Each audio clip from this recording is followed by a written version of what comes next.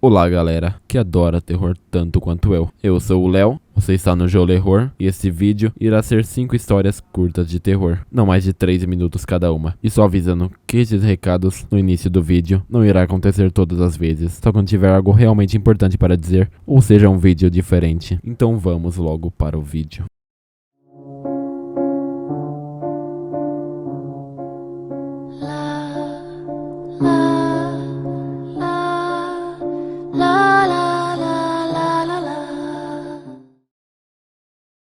Barulhos durante a noite.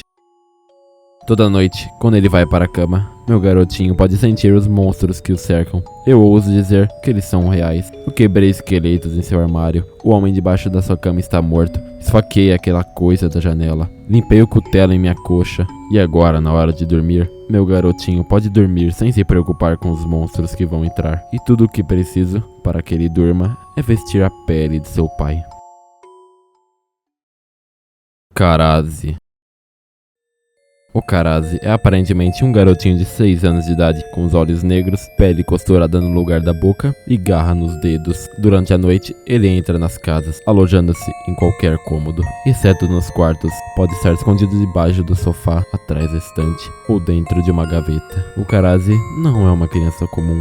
Como você deve ter notado, ele se contorce de tal forma que cabe em qualquer lugar, e ali permanece esperando. A partir do momento em que há algum movimento na casa, ele vai investigar. Se ver alguém, você, por exemplo, que se levantou para beber água ou, quem sabe, desligar a TV da sala, ele passa a observá-lo. O efeito é imediato. Você começa a sofrer de insônia e não consegue dormir. Concentrando-se, você poderá ser capaz de ouvir o Karazi, sua respiração de fundo ou algum objeto no qual ele possa esbarrar sem querer. Quando ele ver que você está fora da cama, receberá uma espécie de permissão para entrar no seu quarto, e ele irá se instalar. Geralmente, ele se esconde debaixo da cama. Talvez isso explique os ruídos noturnos que te atormentam, as vozes, os arranhões, aquela presença estranha. Tudo isso pode ser obra do Karazi. O tempo passa, e o Karazi está há tanto tempo debaixo da sua cama, você passa a vê-lo, inclusive de dia, mas apenas você o vê. As pessoas pensam que você está paranoico. Você tem duas opções: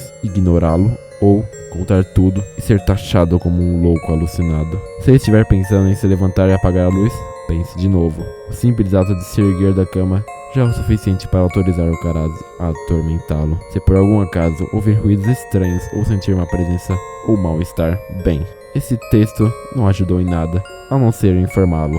Acredito que não haja mais nada para fazer em seu caso. Lembre-se dele antes de dormir. Fotos da irmã.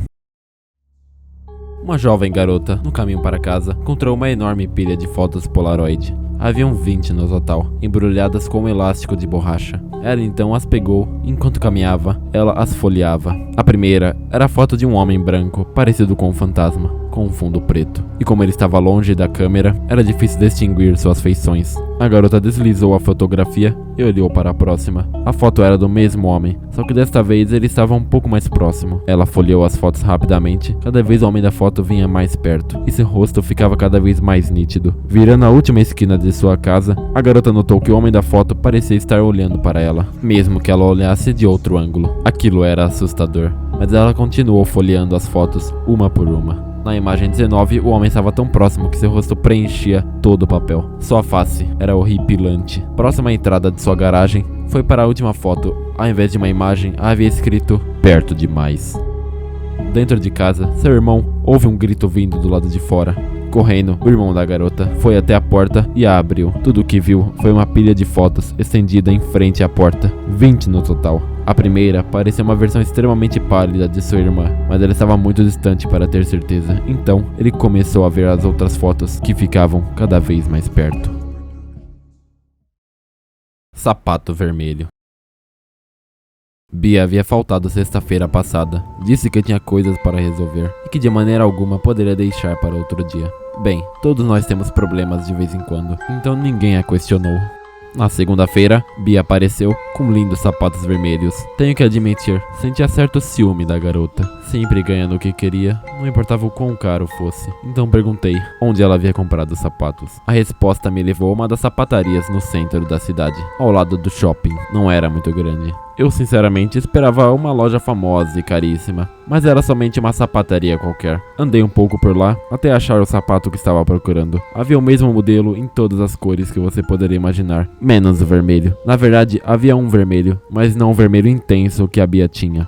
Veio uma atendente da loja me ajudar a escolher a cor que eu queria. Acabei comprando um roxo. E enquanto estava lá, mencionei Bia e seus sapatos vermelhos. O quão lindo eles eram, de um vermelho intenso como rosas. O que a atendente me disse antes de ir embora me deixou confusa. E somente ao chegar em casa, a resposta me veio. Como um balde de água fria, seguido de uma tremedeira amedrontadora. O que ela me disse foi: "Nossa, que estranho.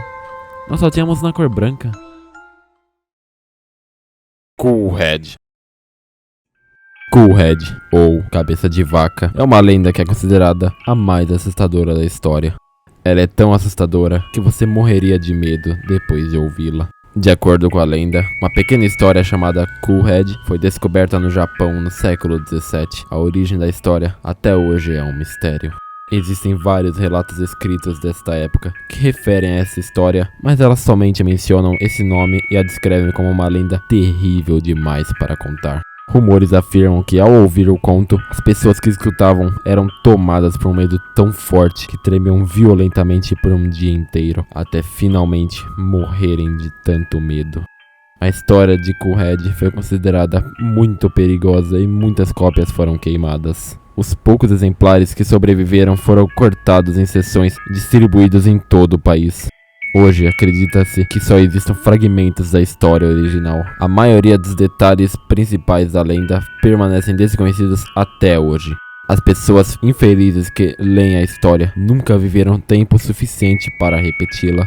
Um boato recente conta a história de um professor de uma escola primária que, inexplicavelmente, estava com um fragmento da Coolhead original. De acordo com um rumor, o professor estava levando sua classe para um passeio escolar. Ele tinha o hábito de entreter os alunos durante o passeio com algumas histórias de terror.